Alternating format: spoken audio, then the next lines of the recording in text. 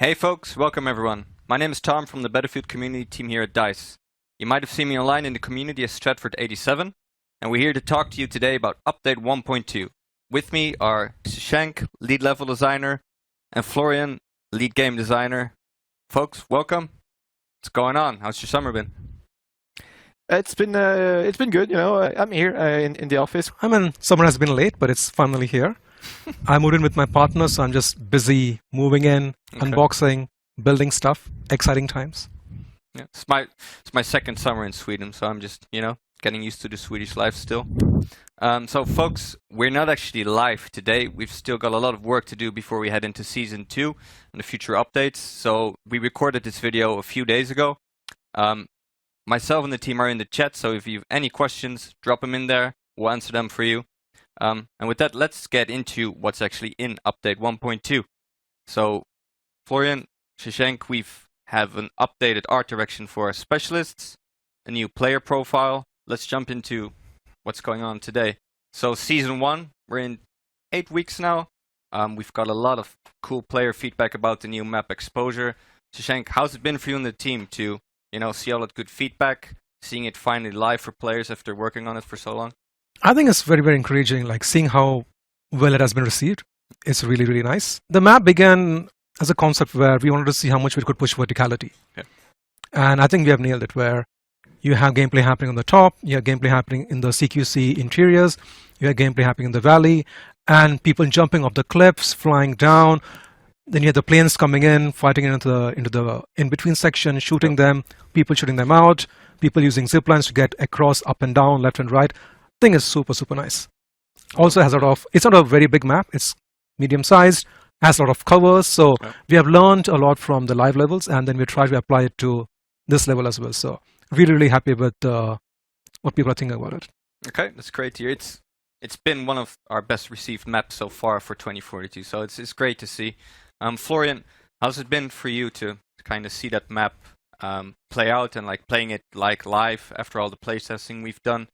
You've been around with DICE for quite a bit, so how's it been for you? Yeah, it's been great. I mean, when we were working on this level and playtesting it, and also trying out a new content for Season 1, it was pretty clear that this level would be a pretty big hit when it comes to design. You could really feel like, yeah, we've learned a lot of stuff from the previous levels, the previous content we've created, and that we really managed to put something together that really makes sense in one experience.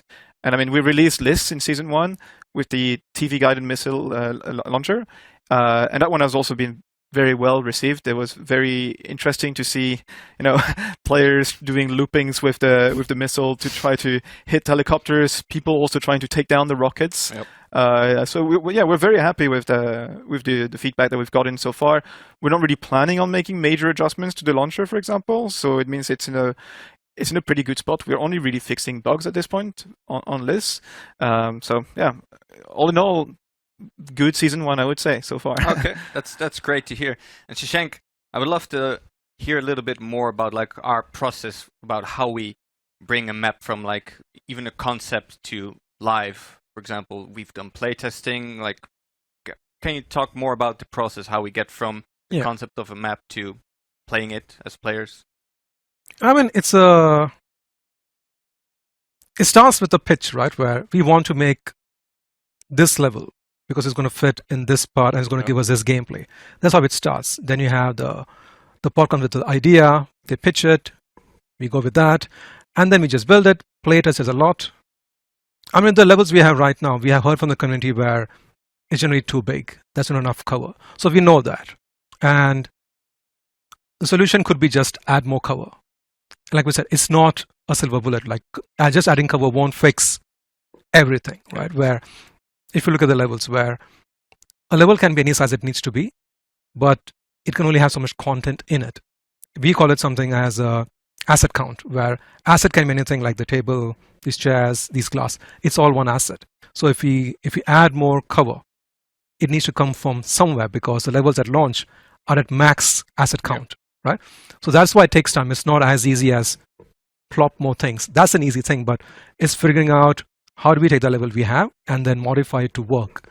So one option is add more covers. Another option is the levels are too large.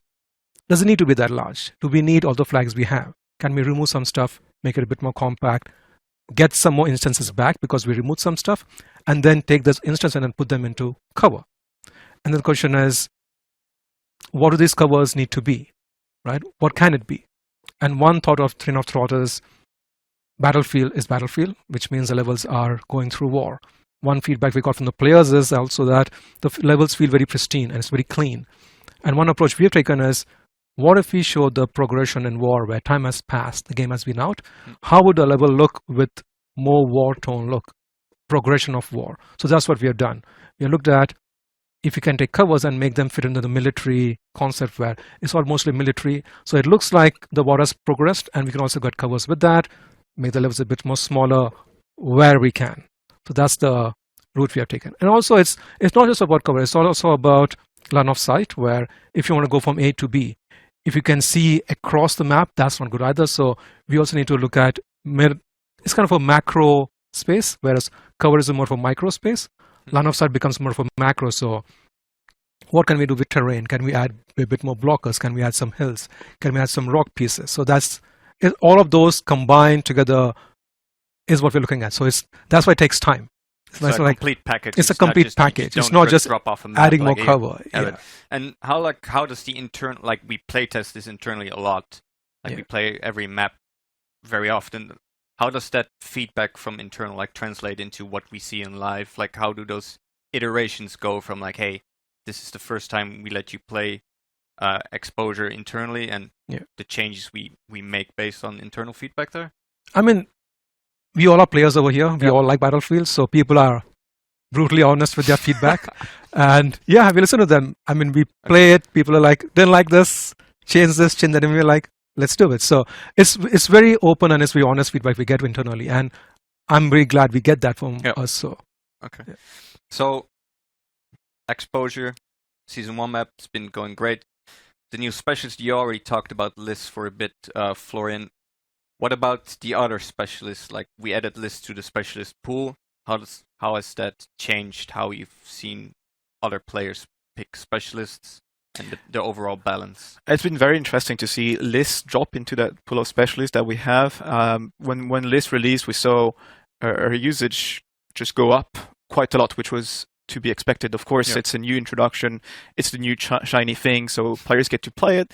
And then she quickly stabilized around where we expected her to be, which is if you were to split perfectly all specialists into play time, she sits right where she needs to be right now. So she sits in a good spot. It kind of gets us to look at the entire pool of specialists across the board and see how others are doing. It's always a big challenge for us to try to get balance in a correct place when it comes to specialists. We have a lot of elements and criteria to think about when we design specialists. We have a lot of elements like the size of the levels, the type of game modes that we have. Sometimes we have big maps, sometimes we have smaller maps, sometimes we have some game modes that are linear, sometimes they're more open, and this makes it difficult to make sure that we have exactly the same usage of specialists across all the spaces. That's actually not possible. For example, you would tend to see certain specialists that are more fit for close range obviously play better when a map or a game mode or a combination of the two tends to allow for those specialists to play very well. We also tend to see some specialists that are always going to be enjoyed to play because their kit is very interesting. The best example I have is Sundance. For us, it's one of the specialists that is very, very hard to balance. And it's pretty rare when we don't have an update where there's no changes on Sundance, because we always try to get her to fit with the rest of the package. But her kit is so unique and it's a fun kit. It's not always fun to play against, because on the receiving end, you're looking at a specialist that has a lot of mobility, that can relocate very easily. So they basically has some of the advantages of what a vehicle would have. And if we nerf, for example, the wingsuit to the point where it's not as mobile anymore, then it becomes less fun.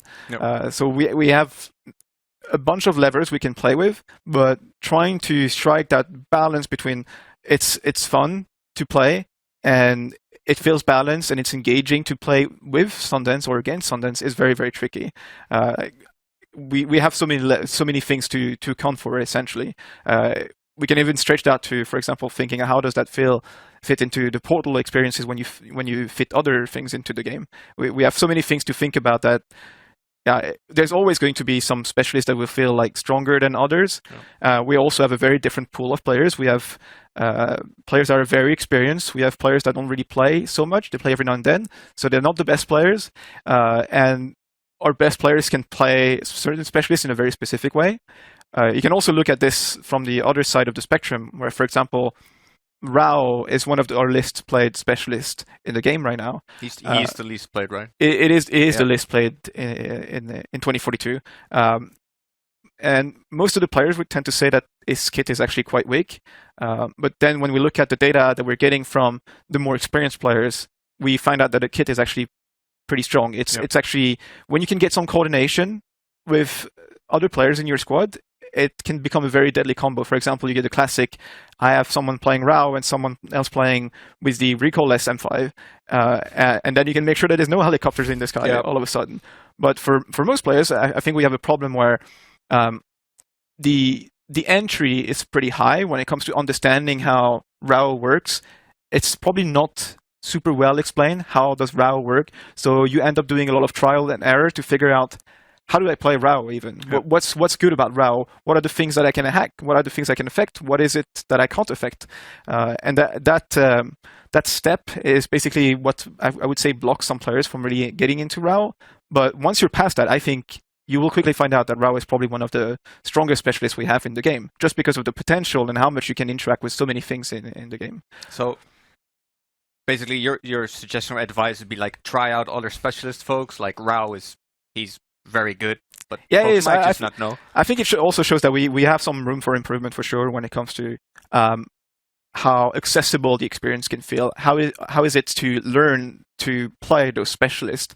I think you need a bit of hand-holding to understand, oh, I can hack this, but not that. Those kind of things. And this is things that we're thinking about, obviously. Like, how can we make sure that we get those specialists back in the middle of the pack? So when we analyze the data we get from, for example, how many players are picking Rao or how many players are picking Sundance, it's a deep dive into what is it that makes this specialist weak or strong, and how they're used against different skill shells, different player types.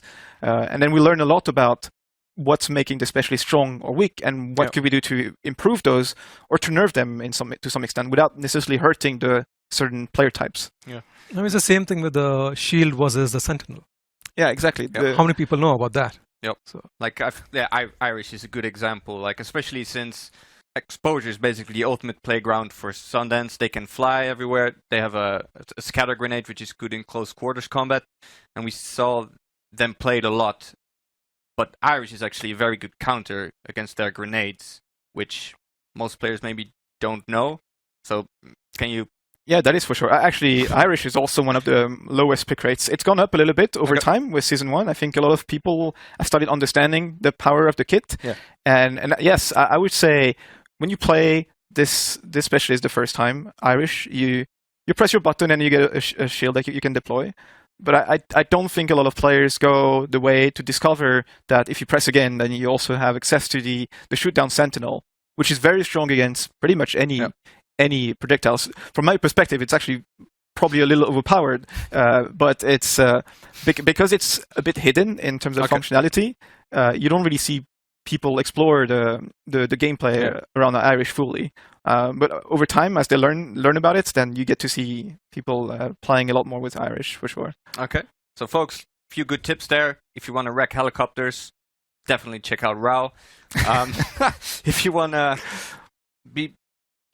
counter grenades, like Irish is actually a very good pick with this gadget, so maybe give them a try. They're not picked very much right now, so hope you get to try that out.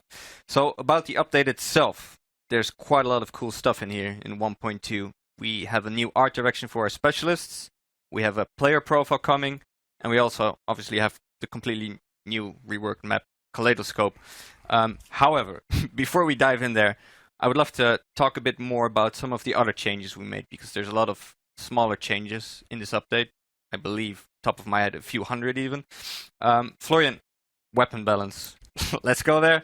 We changed the K30, the MP9, and the BSV in this update. Can you maybe talk us through some of the changes we made there and the reasons why we made those changes? Yeah, so I'll start with the BSV. Okay. So we've seen that the BSV had an easy time competing with assault rifle. It's a very modular weapon. You can change parts to the point where it can become pretty close to an SMG, also a good assault rifle, and also a very strong DMR. So what we're trying to do is to make sure that it sits in its own category by making its full auto power a little weaker. So what this actually means is an increase in terms of like recoil. General handling is going to be a little more difficult, and it also gets a bit more dispersion, which means that the effective range of the weapon in full auto will go down a little bit. You will still be pretty good in close range, but once you will start going a bit too far in range, then you will probably want to actually swap to a DMR. And speaking of DMR, the BSVM is also like a pretty good DMR right now in 1.1.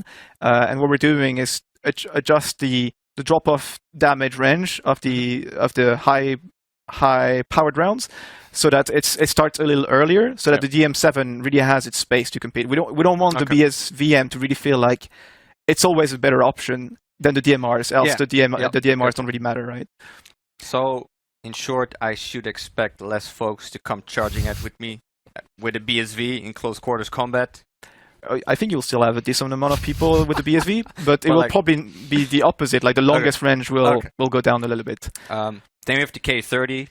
Yes. It shreds. Yeah, it's a tricky weapon. It's a very high rate of fire weapon. The MP9 is pretty close to that as well. Yeah. High rate of fire. So we're making it a little less spiky in general in close range to increase survivability. We're also keeping an eye in general on its performance past close range, so looking at medium ranges. We're not really doing any changes right now when it comes to that, but we're evaluating what we do, again, with the same intent to make sure that every weapon classes still feel like they have their own spaces. So like SMG is mostly a close range oriented type of weapon. Assault rifle is the versatile type of weapon that deals with medium range and can be doing okay in close range and kind of all right past medium range, but not the best at everything, right? So yeah, we're keeping an eye on those as well. Okay, thanks. So Shank, like out of curiosity, how does like weapon balance play into how you review maps or how you design it affects us a lot because the weapon range affects the scale of the level, right? Yep. So if you have a CQC space, we need to know what is the range of a weapon. So there shouldn't be a case where we build a CQC space and the weapon ranges say, hey, an SMG is really ideal between 0 and 15, and the space we build is 30 meters big. Then it's not really a CQC space. So it's really tied in between weapon range and the size of a flag space we built. So it really goes hand in hand. Okay. A bit tricky thing for Florian especially is with this game especially, we have big levels. Yep. And then we have smaller levels. So it makes his life very hard where he has to balance things for varying level sizes, which is quite a challenge.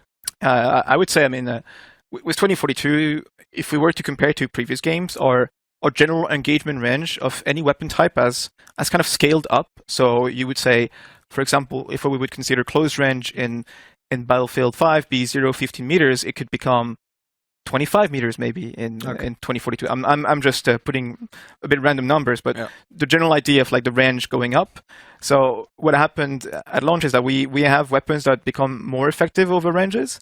And then now we offer maps that are a bit shrinking down in some cases, more levels that offer close range spaces. So we tend to see people gravitate towards, of course, the options that will be more effective within those more restricted ranges. Yep. So things like the shotguns, things like the SMGs become more prominent.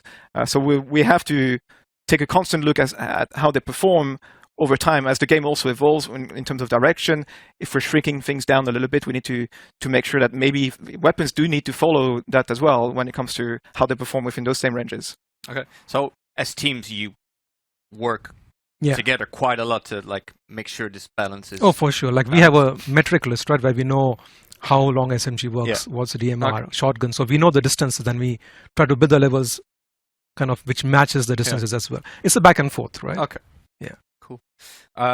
moving on to a next change, and we've had quite a lot of community feedback about this one.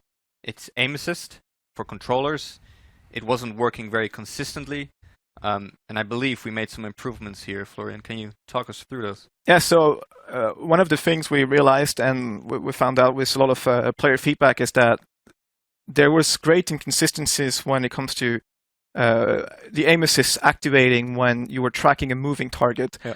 At times when players could move a bit too fast, the aim assist would just not really work for a duration. Okay. It would be pretty on and off and a bit spotty at times. And we found out the root cause of what was causing that, and now it should be fixed in 1.2. So hoping that the experience is a lot more consistent this time around. Okay, that's great to hear. So folks, if you noticed you had trouble with aim assist, give it a try after the update. Let us know if it's working better for you. Then we also had a lot of feedback about the HUD in general and player icons maybe cluttering the field of view of players, and I believe we also made some very good quality of life updates here. Yes, so one of the feedback we've gotten quite a lot is that icons, and specifically like the cases of revive icons, can sometimes be in the way. For example, you're trying to track an enemy player, and that enemy player tends to be right behind a pretty big revive icon. That's problematic. You can't see the target. That target may be able to see you. So we've been working on a system that dynamically adjust the transparency of the icons based on where they really are on the screen. So the closer the icon will be to your crosshair or to your reticle, the more transparent you can get. And we made that system fully controllable by the player, so they can decide how transparent the icon can get and how not transparent they are towards the edges. This completes the package that we have of other options that we've had since BF5. Actually, we had before Season 1 an update where we introduced some of those options again, and this is just the next step to offer a more dynamic system that allows you to have transparent icons when they really matter, and less transparent icons when they actually still matter in the sense that they give you a message, but they're not going to be right in your face in a critical moment where you need to shoot someone. Okay, so that sounds like a very good quality of life update, actually, and so players can check this out themselves via the options menu. Exactly. You can see it all there. Great. Then we have a rather nasty bug here. I'm going to call it the spawn stance, which means I could spawn on a friendly player, and this player would be lying prone, but I would spawn standing up, which means I could be immediately under enemy fire. Florian, I think we made some fixes there. Can you talk more about what we did here? Yes, so we look at the stance now of the squad member that you've chosen to spawn on, and if that player is standing, you will be spawning standing, but if that player is prone, then you will also be spawning in the same prone stance. In that case, that will make sure that you can just spawn safer, and you also don't blow your teammates' cover. Yeah. Okay, that's a great change. And I think related to this, we also made some improvements to just being prone in general, where sometimes the character models would clip through walls. Yeah, that is correct. Sometimes your legs would tend to clip through walls, so it means that sometimes you could also get shot through walls. Okay. And there's also some occurrences where you could also take damage behind cover when it comes to like small containers, and that's specifically for explosion damage. Okay. So we fixed that. Explosions are more contained. Nice. Okay, so brings us to the first new feature in this update, the player profile, which is pretty exciting. Players can check out their own stats, mastery levels, etc. Much requested feature. Can you talk us through what's new and how so it was a highly requested feature, something that players have been used to have as well in previous games. So you'll have two pages. One page that will allow you to just track your current rank and your progress towards the next rank, tracking as well what's the next thing you're going to unlock in your progression path, and also looking at the different missions that you have and how close you are to completing certain missions. And the second page will be more about your personal stats. So it will be things like kills, revives, deaths, KD ratio, all of those cool stats, playtime, a bunch of very nice stats to see how you're doing on the battlefield. And this is data that has been collected since the release of the game, so it's not just like starting from zero, it's your current stats, essentially. Okay, that's great. So, folks, if you have an awesome KD ratio, send in those screenshots. We want to see it. Vehicle balance. So we made some changes here. Helicopters, I believe we balanced the Wildcat. So for the let's start with the stealth helicopters. Those 30mm cannons were really shredding, and we've seen their pressure on infantry being quite a lot. So I think we made a change there to their overheating. Yes, the overheating is getting more a bit faster, I would say. So you will overheat more often now when you're just spamming that cannon over time, which should diminish the raw power of the 30mm cannons and make those infantry players feel a bit more safe and not under constant bombardment from those helicopters. Okay, that's great. I think the cannons, they were able to shoot for quite a long time, and that goes down faster now, so you need to reload or recharge. What about the transport helicopters? We've gotten quite a lot of feedback about those as well. Their cannons are also pretty powerful. I think they've also been rebalanced. Yes, so we've made some changes in 1.1 already with the 50mm cannons, and we've still seen that their usage was actually quite high, and it was very easy to get kills on the infantry. So we gave them another pass, essentially, trying to reduce their power even further. So yeah, they will be a bit weaker against infantry now, and hopefully infantry should feel a bit more safe. Okay.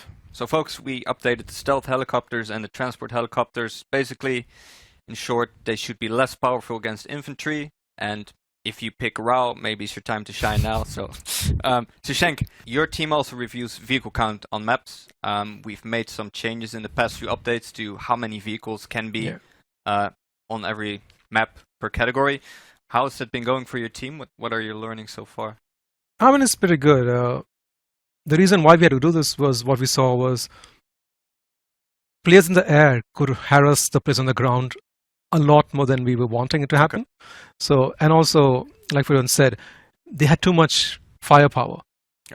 And infantry is just trying to run around, trying to figure out what's going on. So what we could do from the level side was reduce the number of air vehicles we have. So in the last update, we reduced the number of attack air you can have at any given point. But we still saw it was still quite OP with the transport. So I think with this patch, I think it's going to balance it out where we have fewer numbers of things in the air, and also they're not as powerful, and we have buffed the Wildcat. So I think it's a really good balance as well. Something else we're looking into on the level side is categories, where what can we do with the categories? As an example, if we decide, hey, we don't want to have a transport air, what happens is, because right now the transport air and the MAV are in the same category, we take out the transport air and the MAV. Same thing with the tanks. If you say, you know what, we don't want to have any heavy tanks, if you do that, we also take out the Wildcat.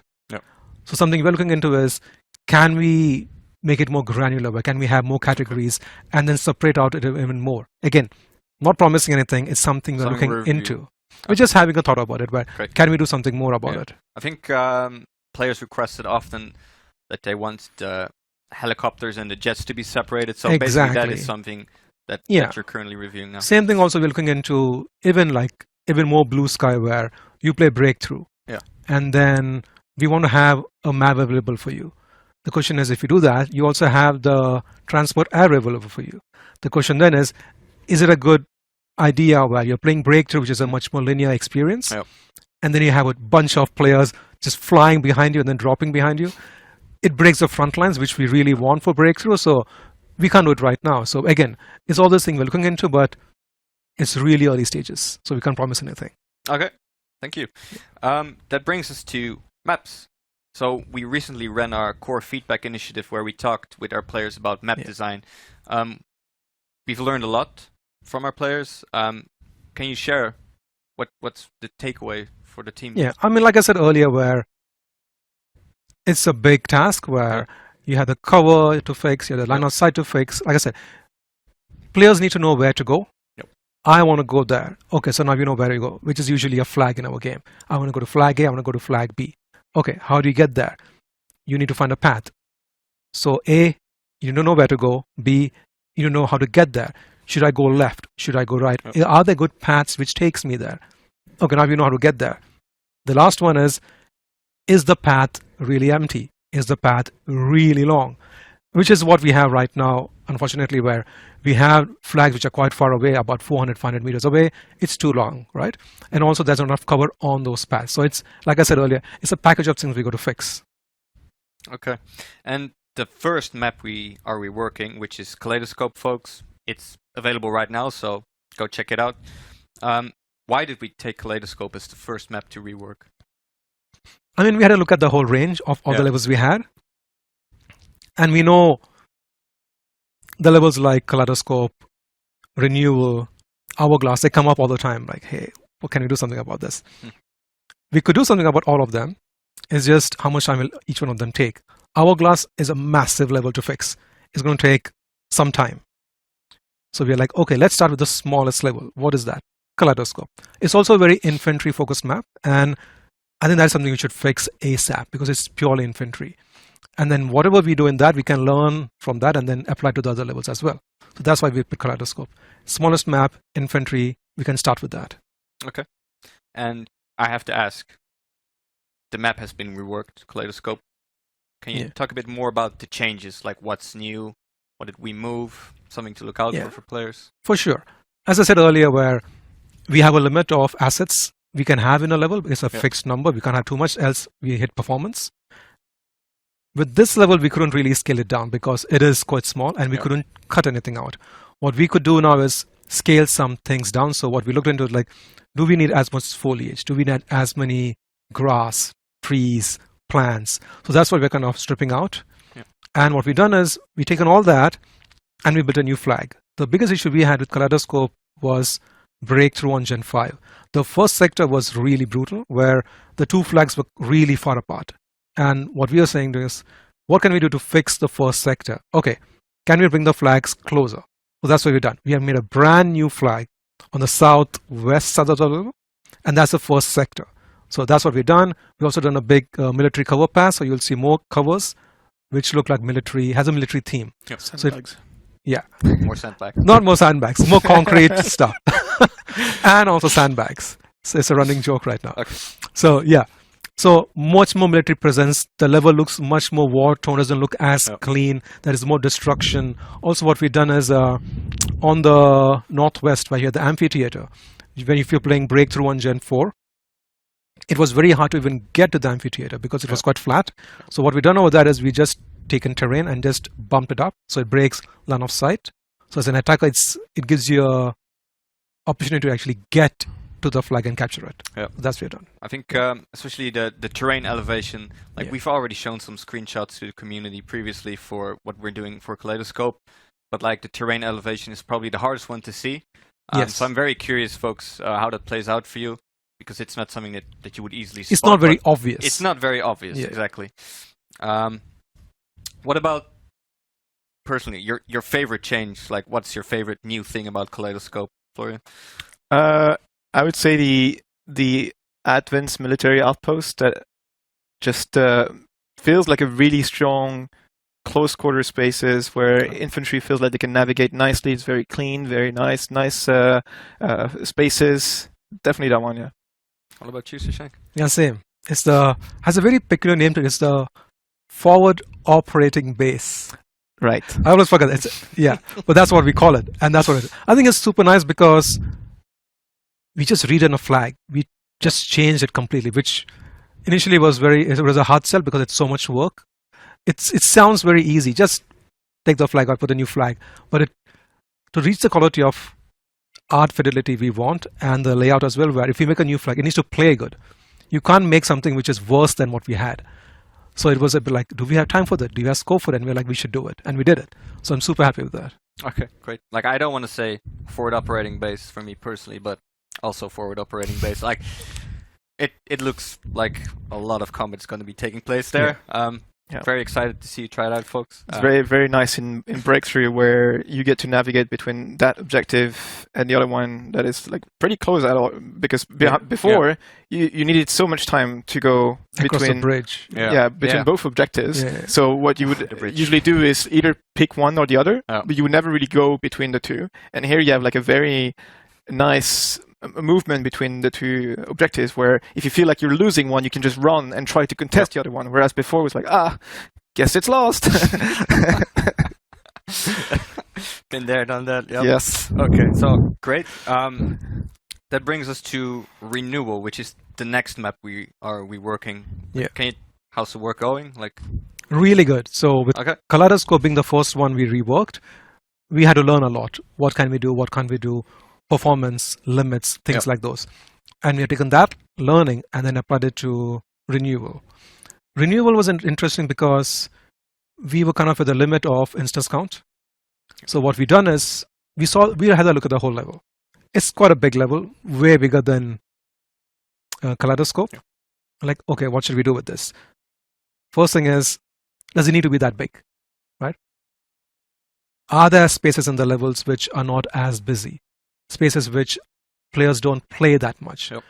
Spaces which we could lose, gain some instance count, and then use that instance count across the whole level. So that's what we've done. So we removed some spaces of the level, made the level a bit more linear. It's not square or round anymore. It's a bit more rectangular. And then taken all the benefits from that and added more military assets everywhere. We have, again, looked at the breakthrough first sector on Gen 5, which again was quite hard to capture. We made it a bit more linear. Oh. I think it looks fantastic where the military aspect on this level looks really, really good now. It looks like the war has happened. People have come in. It looks really good. And on the green side, we added just more cover, more stronger lanes. There's a lot of cover on the interiors of the research station as well. So I think overall, I think it's going to be really, really good. I'm really hyped for the breakthrough on this map and see how it plays. Exciting. And that's coming in season 2, correct? Yes. Okay. How do you decide which spaces you're going to remove to try to get those new and improved spaces? Yeah, I mean, it's never fun to remove something that people have spent time, effort, blood, sweat, and tears into. But we look into stuff like the distances. One thing we had with this map is called a big map, and we would see, okay, if we had to connect all the flags we have currently, can we connect them in a decent distances, right? And then we found some flags which are really far apart, and like there's no real nice way to connect all of these flags together. They were the outliers, if you would say. But that's what we've done. We're saying like these are outliers. We could live without them, but we can't live with we need to have these flags because they connect A, B, C, D, E, F kind of in a flow, just random alphabets, right? With these ones, you really have to get like kind of go out of your way to get to them. So it's not something which you see on your way. So we are like, it's out of the way. We can remove it. It'll make everything else much better, much tighter. So we've improved the gameplay flow across the map. It's just much easier to navigate through it. And I guess we saw a lot of players sometimes just get lost on those areas. There wasn't really anything there. They didn't find the combat